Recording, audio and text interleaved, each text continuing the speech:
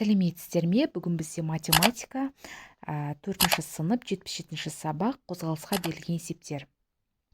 Бірінші тапсырма: орнитологке құстарды зерттейтін ғалымға есеп бойынша әріпті өрнек жазуға көмектес. Екі ағаштың арасы к метр. Олардан бір уақытта бір-біріне қарама-қарсы бағытта екі торғай ұшып шықты. Олар б секундтан кейін кездесті. Бірінші торғайдың жылдамдығы з метр секундына. Екінші торғайдың жылдамдығын тап. Яғни бізде с арақашықтық к метр, т вс, в1 жылдамдық, бірінші жылдамдық з метр секундына, екінші жылдамдық белгісіз. Екінші жылдамдықты табу үшін жақындау жылдамдығын табамыз. Яғни s бөлеміз т, к бөлеміз в метр секундына. Екінші v2-ні табу үшін жылдамдық, екінші жылдамдықты жақындау жылдамдығынан азайтамыз v1-ді. к бөлеміз в азайтамыз з метр секундына. Екінші торғайдың жылдамдығы к бөлеміз в бөлеміз азайтамыз з метр секундына болады екен. Екінші есеп: суреттегі деректермен таныс динозаврлардың әрқайсысы тәуліктің 4-тен 1 бөлігінде үздіксіз қозғалатын болса, олар қандай арақашықтықта жүріп өтеді? Яғни бізде т 24 бөлеміз 4 6 сағат, v1 10 км сағатына, v2 15, v3 20, v4 30, v5 45, v6 50, v7 100. Енді осылардың арақашықтығын білу керек. Ол үшін, яғни бізде шешуі бізде S1-ді, S2, S3, S7-ге дейін білу үшін тікенекті динозаврды V1 көбейтеміз, 10-ды көбейтеміз 6-ға 60 километр, яғни жылдамдықты уақытқа көбейтіп шығамыз. Бізде жылдамдықпен уақыт белгілі, 6 сағат, жылдамдықтары белгілі. Сонда бізде тікенекті динозаврлар 60 километр, алып динозаврлар 90 километр, мүйізді динозаврлар 120 километр, әрі жыртқыш динозавр 180, газельді динозавр 270, ұсақ жыртқыш динозавр 300 километр, қабылан 600 километр. 6 сағатта осындай жаңағы жерлерді жүріп өтеді екен. Екінші есеп: сұрақтарға жауап бер. Сенің жүгіру жылдамдығың қандай? Динозаврлардан қашып құтыла алар ма едің? Орнитолог және палеонтолог мамандықтары туралы білесің бе? Бұл мамандық иелері немен айналысатынын анықта. Яғни орнитолог құстардың тарихи дамуын, физиологиясын, экологиясын, жер бетіне таралуын зерттейтін маман. Ал палеонтолог жайылып кеткен өсімдіктер мен жануарларды зерттейтін маман. Баланың жүгіру жылдамдығы 5 км сағатына. Динозаврлардан қашып құтыла алмайды. Үшінші есеп: есепті шығарудың екі тәсілі бар. Бір тәсілді түсіндір, ал екінші тәсілді толықтыр. Тиімді тәсілді анықта. Екі ауылдың арасы 40 километр. Осы ауылдардан екі жаяу жүргінші бір уақытта бір-біріне қарама-қарсы екі бағытқа жолға шықты. Бірінші жаяу жүргінші 4 км сағат жылдамдықпен, ал екінші 5 км сағат жылдамдықпен жүрді. 2 сағаттан кейін екеуінің арасы қанша болады? Бізде арақашықтық белгісіз. 2 сағаттан кейінгі бірінші тәсіл және екінші тәсілмен шығаруымыз керек. Бізде бірінші тәсіл, бізде арақашықтық 40 км, v1 5, v2 4, t2 сағат арақашықты білуіміз керек.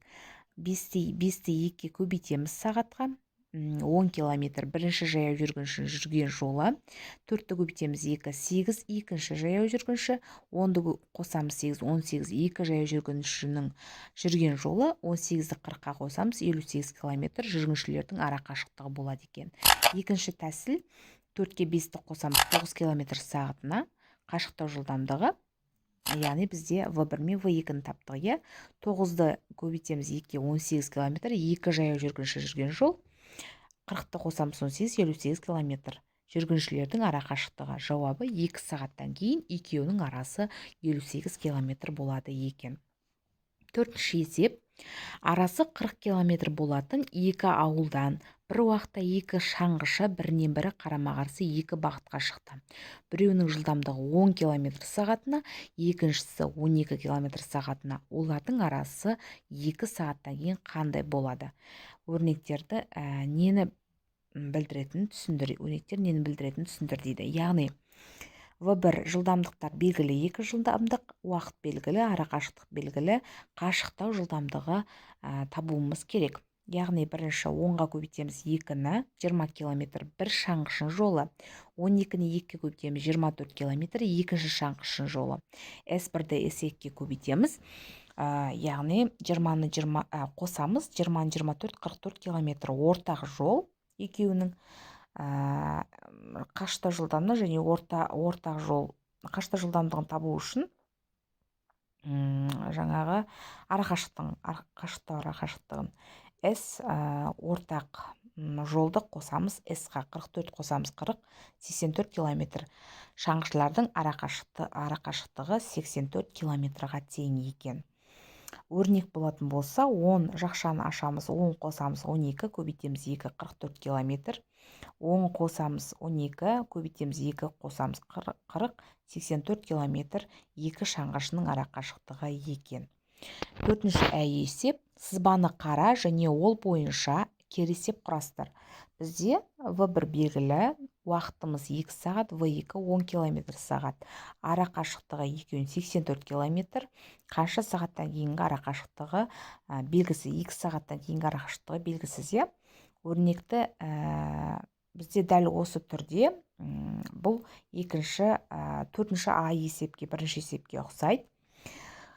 Бізде есеп кері есеп құрастыратын болсақ, бізде екі ауылдан бір уақытта қарама-қарсы бағытта екі шаңғышы шықты.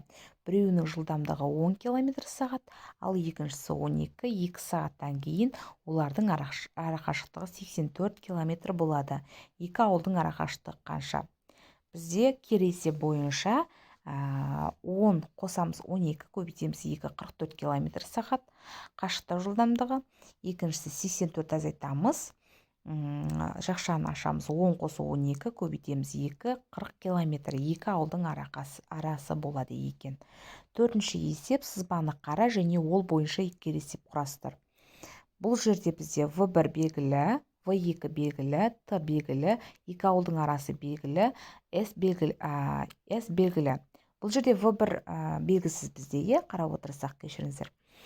Енді бұл жерде де В1 белгісіз, яғни бірінші адамның жылдамдығы белгісіз. Арасы 40 км болатын екі ауылдан бір уақытта екі шаңғышы бірінен бірі қарама-қарсы бағытқа шықты. 2 сағаттан соң олардың арақашықтығы 84 км болды. Біреуінің жылдамдығы 10 км болса, екінші жылдамдығы қандай болады? Бізде өрнегіміз 84 азайтамыз 40, 44 км шаңғышын жүрген жолы. Жақшаның ішінде 84 азайтамыз 40, бөлеміз 2, 22 км сағатына. Қашықтау жылдамдығы. Жақшаның ішінде 84 азайтамыз 40, бөлеміз 2, азайтамыз 10, 12 км сағатына. Екінші шаңғышының жылдамдығы 12 км сағатына болады екен. Тағы да кері есеп құрастыруға болама? Оған сызба әзірлеп шешуін жаз. Жаңағы есептерге қарап, өзіміз кері есептер құрастырамыз. Бесінші есеп. Қай санды өрнекте бірінші амал ретінде қосу орындалуы тиіс? Амалдар ретін анықта және өрнектің мәнін тап. Бізде 2700 қосамыз 800, бөлеміз 100, азайтамыз 70, азайтамыз 2. Бірінші бізде бөлу орындалады, 800-ді 100-ге бөлеміз 8, одан кейін қосамыз 2700-ге 8-ді, сосын барып азайтамыз 70, азайтамыз 2-ні, сонда бізде болады 2636. Екінші өрнекті де дәл осы түрде өрнектердің амалдардың орындалу ретін табамыз, сосын өрнектерді шығарамыз. Алтыншы есеп, жұлдызшалардың орнында болатын цифрларды анықта.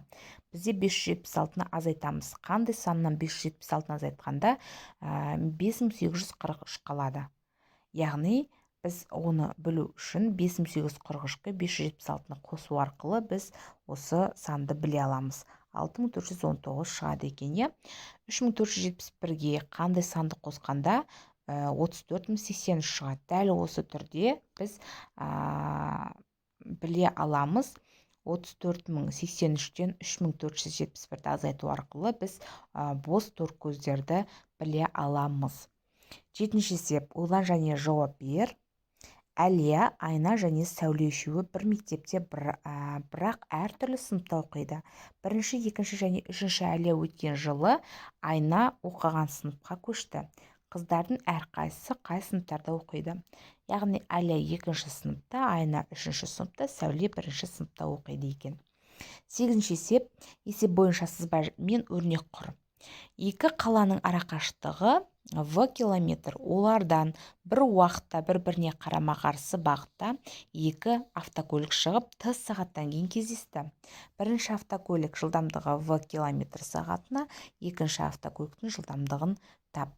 Яғни бізде екінші көліктің жылдамдығын табу үшін бірінші біз жақындау жылдамдығын табамыз.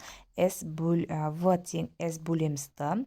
Одан кейін екіншісінде V2-ні табамыз. Жақындау жылдамдығын азайтамыз V1-ді.